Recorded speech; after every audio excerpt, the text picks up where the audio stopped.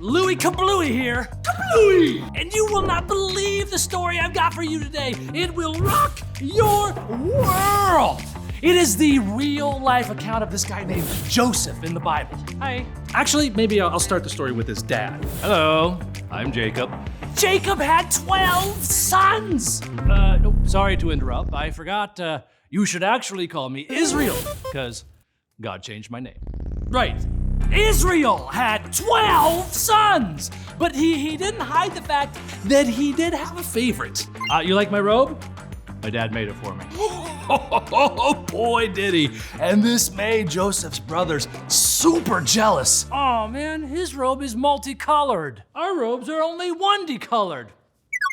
We're jealous. But that's not the only thing that bugged them. Hey, is anyone else having some really weird dreams? Like you guys are all tying grain into bunches and then all your bunches of grain bow down to my grain? Oh, I'll show him a migraine. Or a dream where the sun, the moon, and the 11 stars all bow down to, again, me. Joseph's brothers definitely did not want to bow down to Joseph. And they were so mad that they for real planned to kill him. But Joseph's oldest brother, Reuben, he had a different plan. Hey! Instead of killing Joseph, we're gonna throw him into a big hole. And if any of you meatheads don't like it, I'm gonna put you in a headlock and I'm gonna give you a noogie, because that's what big brothers do. So they threw Joseph in a hole. Hello? I'm in a hole. Reuben planned to come back and get Joseph out, but his brothers had the same plan, only once they got him out of the hole, they sold him as a slave to some people heading all the way over there to Egypt, where he became a slave to some guy named Potiphar. I'm Potiphar. I'm the captain of the Pharaoh's guard, so, you know, pretty powerful. Over time, Potiphar recognized that God was with Joseph. Hey there, Joey Jojo. I know I can trust you there, so how'd you like to be in charge of all my stuff, huh? So he put Joseph in charge of like his entire household. Even in Egypt, so far from home, God was blessing everything that Joseph was doing. Then things took a turn. I'm Potiphar's wife, and I'm mad at you for reasons, Joseph. I'm gonna tell some lies about you and get you tossed into prison. How do you like that? But God was still with Joseph, even in prison, and the warden noticed him. Joseph, you're different, bro. And I love how you're always interpreting dreams and stuff. How'd you like to be in charge of all these guys? All because God was with him.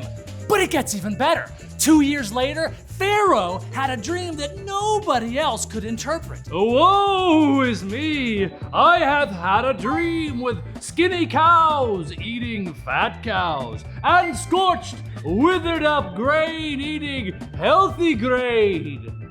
Pharaoh's advisors were, pretty sure that his dreams were a message from God, but they couldn't interpret them.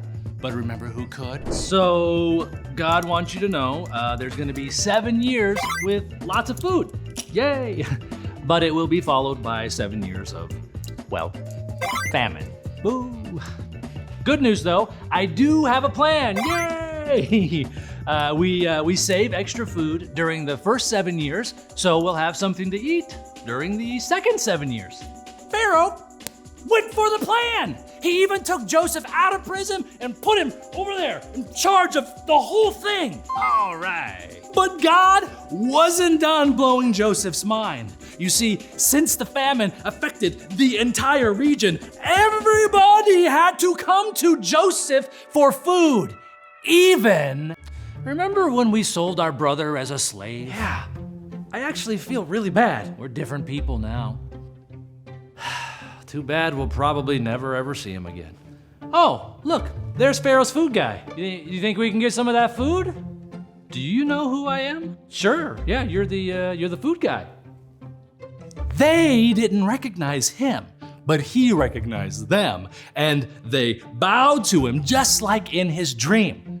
So he decided to test them to see if they had changed, which I guess they had because it's me, your brother Joseph. What? No way!